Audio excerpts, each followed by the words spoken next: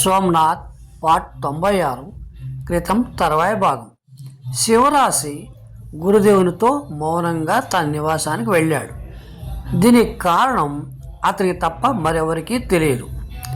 తన ఎదురుగా సర్వజ్ఞుడు నిల్చున్నప్పుడు అతనికి లకులేసులే వచ్చి నిల్చున్నట్టు అనిపించింది. ఆయనే తనను వెళ్దాం రా నాయన పిలిచినట్టు అనిపించింది. అతడు ఇన్నాళ్ళు చేసిన తపస్సు ఫలించింది. పాశుపత ప్రస్తాపకుడే తనని పాపతీర్థం నుంచి బయటకు తీసుకుని వెళ్తున్నాడు. దివ్యతేజం మహాపుంజమై నవ్వుతూ గెంతుతూ ముందు ముందు నడుస్తున్నట్లు అనిపించింది. అతని మనసులో ధైర్యం ఆవరించుకున్నది. ఈ చీకటి కోణంలో నుంచి తన గురువు, తన ఇష్టదేవుడే ప్రకాశంలోకి నడిపిస్తున్నాడు. అలా చాలాసేపు అతడు ఆ చీకట్లో కళ్ళు తెచ్చుకొని చూస్తూ కూర్చున్నాడు. ఇంతలో సిద్ధేశ్వరుడు వచ్చి అతని దృష్టిని ఆకర్షించడానికి మెల్లగా దిగాడు. శివరాశి, సిద్ధేశ, భగవానుడు ఇప్పుడే వచ్చి వెళ్ళాడు అన్నాడు. వినమ్రమైన స్వరంతో సిద్ధేశ్వరుడు చకితుడైనాడు. మళ్ళీ సర్వజ్ఞుణ్ణి ఈ మనిషి భగవానుడు అంటున్నాడే. లకులేశ భగవానుడు ఆజ్ఞాపించాడయ్యా. లకులేశ భగవానులా? అవును, శంకరావతారులైన ఆ మహానుభావుడు ఇప్పుడే వచ్చి సాక్షాత్కరించారు నాయన. ఈ స్థానమంతా ఘోరాతి ఘోరమైన దురాచారాలతో నిండిపోయింది అని అన్నాడు శివరాశి స్వాభిమానంతో. అది నాకు తెలుసు.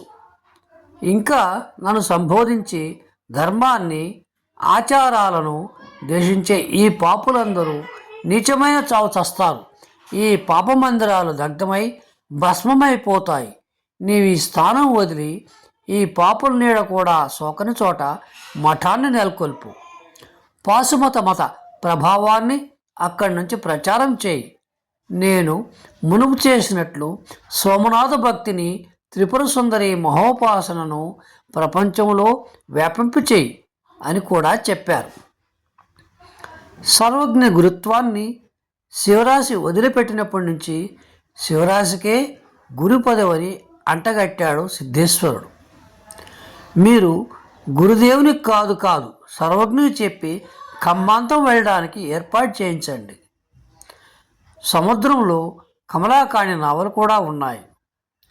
అసలు ఈ అమీరు సైన్యాన్ని చూచినప్పుడే ఇక ఇక్కడ ఉండటంలో అర్థం లేదనుకున్నాను నేను అన్నాడు. శివరాశి దెబ్బతిన్న బెబ్బుల్లా సిద్ధేశ్వరుని చూచాడు.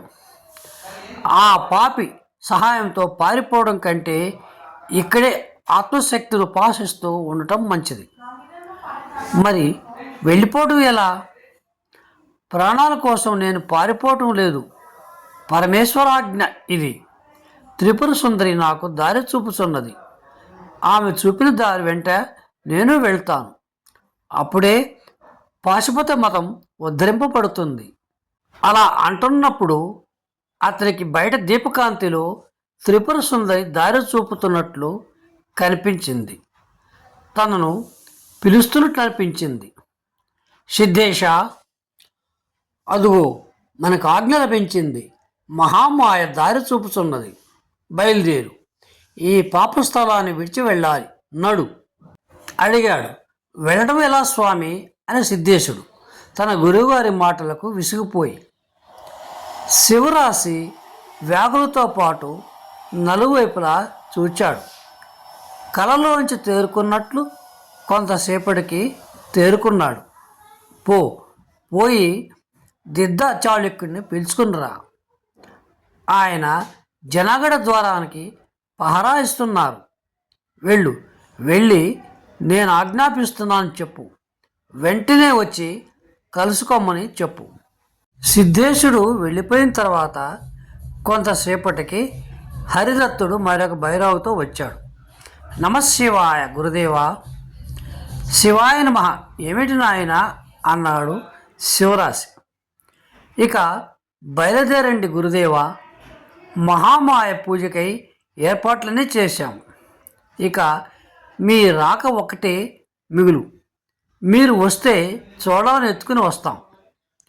చోళానా? మహామాయన? అవును గురు. మూర్ఖులారా, పూజించినంత మాత్రాన ఏమవుతుందయ్యా అంటూ పండ్లు పటపట కొరికి మనం ఈ పాపభూమి నుంచి వెళ్ళిపోవాలి. వెళ్ళి అక్కడ మహామాయను ప్రతిష్ఠించాలి. అది లకులేశుల భగవానుని ఆజ్ఞ. అయినా ఎక్కడికి వెళ్తారు? ఎక్కడైనా సరే ఈరోజే ఇప్పుడే ఈ పాపులందరికీ దూరంగా వెళ్ళిపోవాలి. మీలో వచ్చే సాహసం ఉందా? రేపు ఈ పాటికి ఈ భూమి అంతా కాలి బూడిదవుతుంది తెలుసా అన్నాడు శివరాశి. అయితే వెళ్ళటం ఎలా? మహామాయే దారి చూపుతుంది. రాగలవా?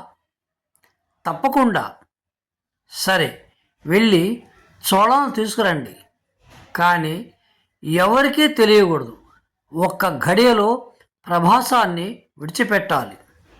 సాక్షాత్తు శంకర స్వరూపులుగా తమ దృష్టికి కనిపిస్తున్న ఈ గురువు ఆజ్ఞలను పాటించడానికి హరిదత్తాదులు వెళ్ళిపోయారు. సశేషం.